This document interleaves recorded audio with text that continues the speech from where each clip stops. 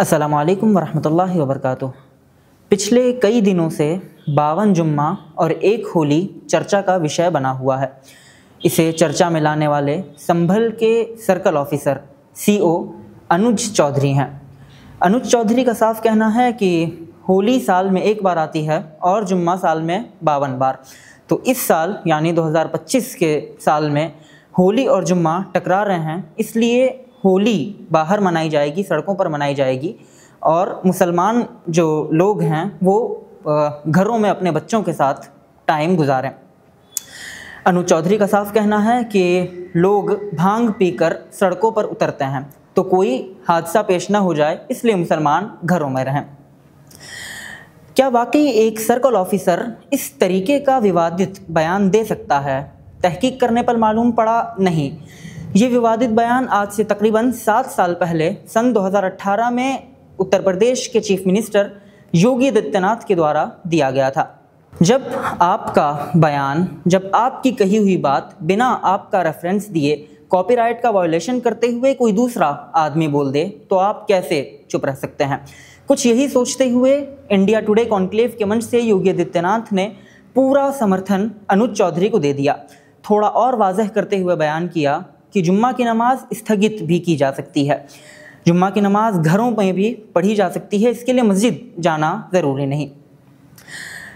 बेहतर होता प्रशासन की तरफ से ये बात कही जाती कि मुसलमान रमज़ान के महीने में ख़ास तौर पे जुम्मा के दिन मस्जिदों में जाकर इबादत करें, लॉ एंड ऑर्डर मेंटेन करने का काम पुलिस प्रशासन कर लेगी, लेकिन ऐसा नहीं हुआ।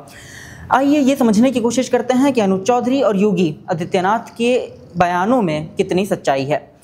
बात अगर जुम्मा के दिन की जाए, जुम्मा के दिन की अहमियत अगर देखनी हो, तो हम इस बात से इसका अंदाज़ा लगा सकते हैं कि कुरान में एक चैप्टर यानी एक सूरह जुम्मा के नाम से मौजूद है, जिसमें अल्लाह ताला फरमाता है, या अय्युहल्लज़ीना आमनू इज़ा नूदिया लिस्सलाति मिन यौमिल जुमुअति फसअू इला ज़िक्रिल्लाहि वज़रुल बै।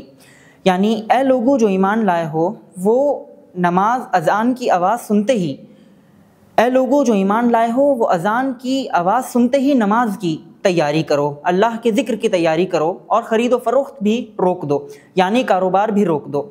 यानी अज़ान होने से नमाज मुकम्मल होने के दौरान अपना कारोबार तक रोकने की इजाज़त दी गई है। बात अगर मस्जिद में जाकर जुम्मा की नमाज़ अदा करने की जाए, तो जुम्मा के लिए 4 लोगों का होना शर्त है, 4 मर्द का होना शर्त है।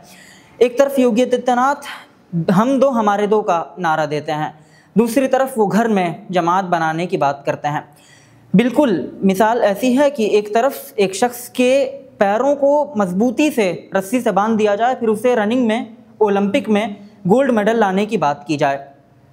अब अगर बात हम होली की करें, होली कैसे मनाई जाए, होली क्या होती है, इसके लिए अगर हिंदू मज़हब की मुक़द्दस किताबों की बात की जाए, तो पुराणाज़ अगर पढ़ा जाए, वेदास पढ़ा जाए, ऋग्वेद, अथर्ववेद, सामवेद, यजुर्वेद, इन पूरी किताबों में होली का जिक्र नहीं मिलता।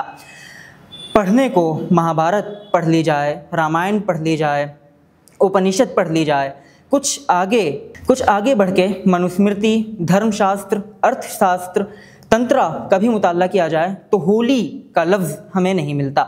डायरेक्ट होली का जिक्र नहीं मिलता, बराह रास्त होली का जिक्र नहीं मिलता। वो लोग जिन्हें जुम्मा से दिक्कत है, वो लोग जिन्हें मस्जिदों में जाने से दिक्कत है, मैं उनसे गुजारिश करूंगा कि वो जुम्मा की अहमियत को समझने की कोशिश करें, वो जुम्मा की फ़जीलत को समझने की कोशिश करें। उम्मीद है आइंदा आने वाले वक्त में उन्हें ये गिला होगा, उन्हें ये शिकवा होगा कि जुम्मा साल में सिर्फ 52 बार क्यों आता है, जुम्मा 152, 252, 352 बार क्यों नहीं आता। वो लोग जिन्हें मस्जिदों में जाने से दिक्कत है, वो मस्जिदों में जाकर मस्जिदों में रखी चीज़ों का मुआयना करें, फिर वो ये कहेंगे कि मस्जिदों में जाने की ज़रूरत नहीं, बल्कि मस्जिदों में रहने की ज़रूरत है, मस्जिदों से बाहर निकलने की ज़रूरत नहीं। अल्लाह ताला से दुआ है कि वो हमें हिदायत दे। आमीन। जज़ाकल्लाह।